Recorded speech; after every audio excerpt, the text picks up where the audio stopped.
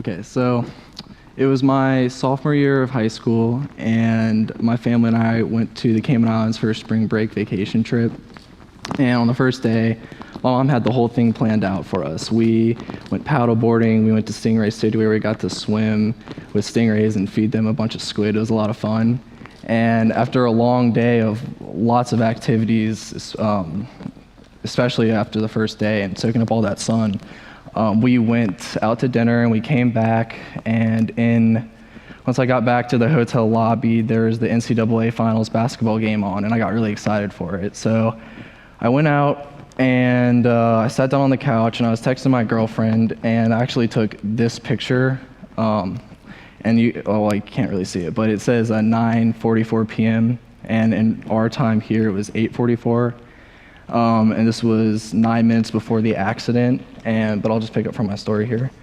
So I came back and I started to get this really itchy feeling that you get when you get sunburned, if you know what I'm talking about. And so I went over to my mom, who's sitting on a different couch. I was like, "Hey mom, can I go across the street and get some aloe and some water?" And she was like, "Yeah, sure, do you want me to come with you?" And I was like, "I'm 16, I can handle this, don't worry about it." So what happened was I crossed the street, I bought the water, and I was 18 inches away from making it back to the curb where my Marriott hotel was at when I was hit by a car, and you can see that right here. So what happened was I was, like I said, 18 inches away, which was one more step away from being onto the curb, when the driver swerved to miss a jogger. By swerving to miss him, he swerved directly into me. And when he did that, the left backside of my skull smashed against the windshield, which where you can see started the web shattering of the car. And after that, I went underneath the car, and 64 feet after the point of impact, I was on the street just laying there, completely conscious during the whole entire thing. And after that, I got put on life support, and the pressure in my cranium got so risky and got so close to killing me that they had to remove a large amount of the right side of my skull, which saved my life. And so, yeah, after all that happened, let's see, is there another slide? It's not working. Oh, sorry. Go back. Okay, so the following 2 months after my accident, where do I point this? Okay, so the following 2 months after my accident, I endured lots of physical therapy, and that was not a challenge at all. It was actually fun for me to relearn how to move every single muscle on the left side of my body due to the impact that I took on my skull, as you can see. My primary motor function was very damaged, same with the prefrontal cortex, and that's basically, I was supposed to wake up out of my coma and not know my family, not know who I was, not have my personality, but I defied all of those odds, and I'm able to speak in front of all of you today, which is a blessing from God. And basically, I've learned a lot of things having to go through this journey in my life, and of all the things that I've learned, the one thing stuck out to me, and that is I didn't understand why everyone saw what happened to me as being so tragic and so depressing, because everyone thought I was depressed, and it was so hard to communicate to other people that I was myself and I was happy and I was blessed that I could talk and form sentences. Like, no one could really understand that.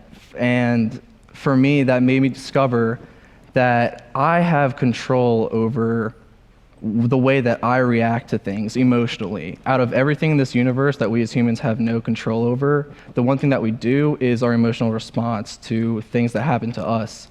And once I figured that out, that my life turned around completely. Everything, I could only find the good out of every bad traumatic thing that, the news would report and say. Like, it was just crazy. And an example I'd like to give is my junior year of high school. Going into my junior year of high school, I had absolutely no idea what I was going into, because I was signed up for an AP US class, a bunch of honors classes, and all the administrators told me, you can't take those. And I was like, wait, pull me out when I fail, but until that comes, keep me in the classes and I will prove to you that I can stay in.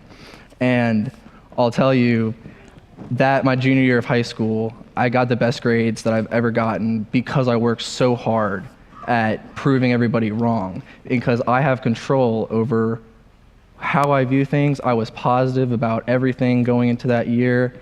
And if there's anything that you guys should get out of what I have to say in my story and how I survived and beat all of the odds, and I'm so blessed to be here to talk to all of you, is that you guys have control over only one thing in this entire universe, and that's yourself and your conscious and the way that you view things. And with that, you need to use that to your advantage. And every time that you get bad news, don't be so negative about it. You need to see the positive of everything that happens to you, and don't take anything you have for granted, because I'm going to walk again. It's all about reteaching myself how to do everything. I had to reteach myself how to be social, reteach myself how to learn, and it's all about patience. And for you guys, I really hope that you guys take this advantage of having control over your emotional response to things that happen to you, and make your life a happier, more positive life. And it's as simple as that. It doesn't take getting hit by a car to realize something so simple. And I mean, yes, let's see, what else do I have? Is that it? Actually, yeah.